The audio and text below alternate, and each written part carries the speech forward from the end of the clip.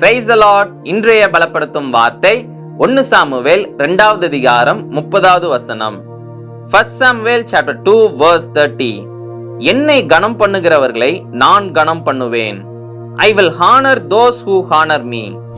நம்மளுடைய வாழ்க்கையில ஏசப்பா அநேக நன்மைகளை செய்திருக்கிறார். அப்ப நம்ம என்ன செய்யணும்? ஏசப்பாவுக்கு அந்த கனத்தை கொடுக்கணும். நம்ம அநேக காரியங்கள்ல நம்ம தான் அந்த காரியத்தை செய்தோம்னு சொல்லி நம்ம நினைப்போம். இல்ல, ஏசப்பா தான் செய்திருப்பார்.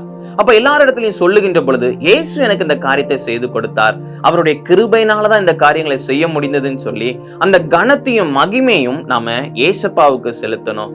அந்த கிரெடிட்ஸை நம்ம வாங்கிக்க கூடாது. என்னாலதான் முடிஞ்சது, நான் தான் இவ்வளோ அழகா செஞ்சேன் அப்படின்லாம் நம்ம சொல்லக்கூடாது.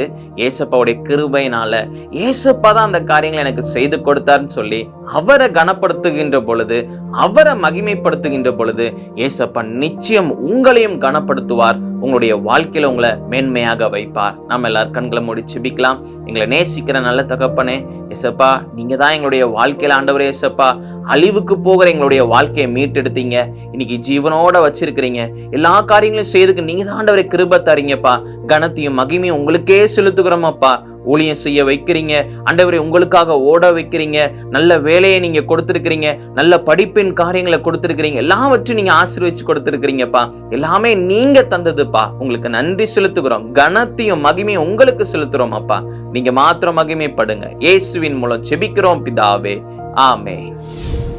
ஏசப்பா உங்களுடைய வாழ்க்கையில அநேக காரியங்களை செய்திருக்கிறார். அவருக்கே அந்த கனத்தை கொடுங்க, மகிமையை அவருக்கே நீங்க கொடுங்க. அவர் நிச்சயம் உங்களுடைய வாழ்க்கையில பெரிய காரியங்களை செய்வார். இனியும் உங்களுடைய வாழ்க்கையில உங்களை நேர்த்தியாக உங்களை பாதுகாத்து வழி நடத்தி இன்னும் அநேக காரியங்களை செய்வார். கர்த்தர் உங்களை ஆசீர்வதிப்பாராக. ஆமென்.